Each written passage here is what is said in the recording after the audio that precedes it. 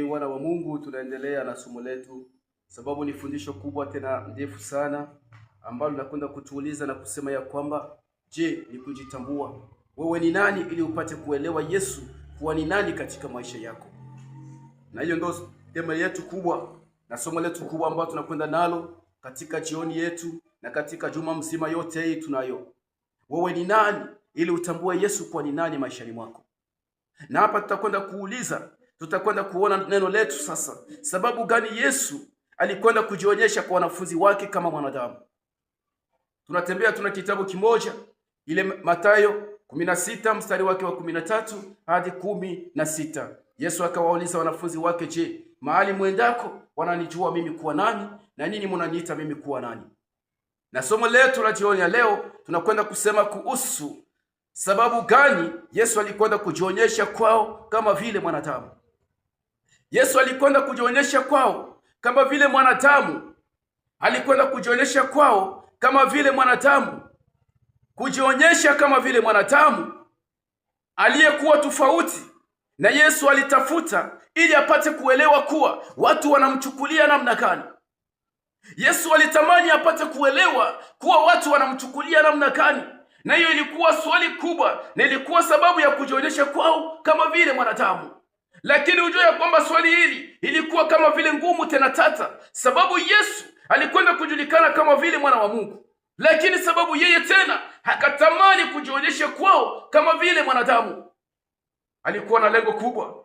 Alitamani ajue namna gani wanamsema, namna gani wanamchukulia, na wanamuelewa kuwa yeye ni nani. Na hapo ndipo ile swali ilienda kuonyesha kuwa ya kwamba Yesu alikuwa pamoja na wanafunzi wake. Yesu pia alitamani maongezi na wanafunzi wake. Alitamani kuishi nao, alitamani kuongea nao. Na sababu ya kutamani kuwa pamoja na wanafunzi wake, sababu ya kutamani kuongea nao, na ndipo maana pale Petro alikwenda kumtambua Yesu kuwa ya kwamba yeye alikuwa ni mwana wa Mungu. Jina la Bwana libarikiwe. Kitazama katika Mathayo ile sura 16 mstari wa 16 hadi 17. Yesu akamjibu Petro, heri wewe Petro, kwa kuwa mwili na nyama haiwezi kamwe kufunulia hivi, bali ni Baba yangu aliye juu mbinguni aliyekufunulia mambo kama na haya.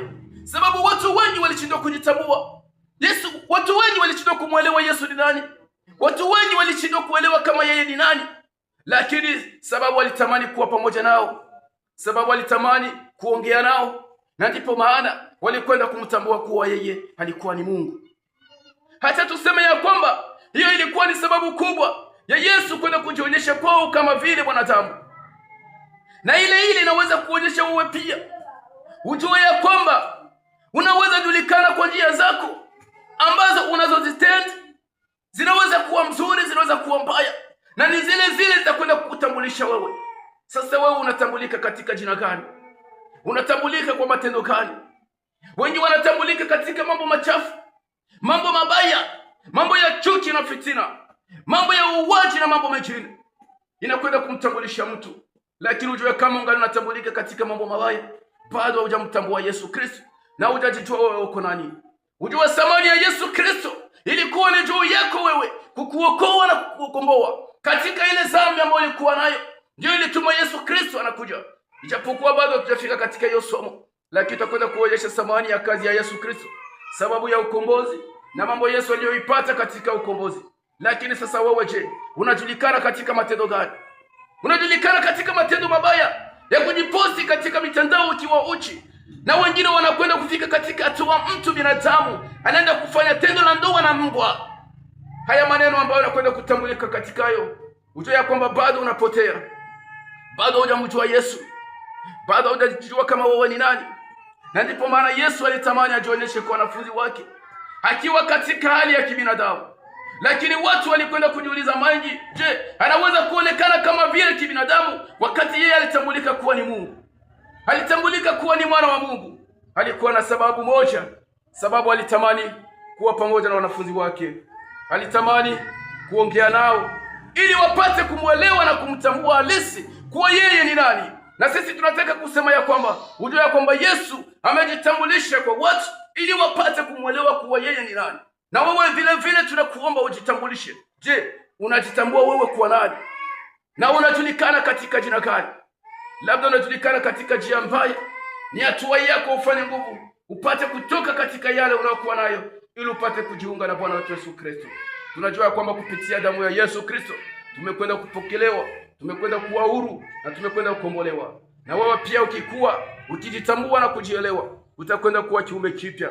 Basi tunakwenda kusema ya kwamba tutafute katika Facebook, uende kulike, partage, uende kuebe pia na ujiabone masivema ajili ya kupata na kujua namna gani Mungu na injili yetu ya jioni inakwenda.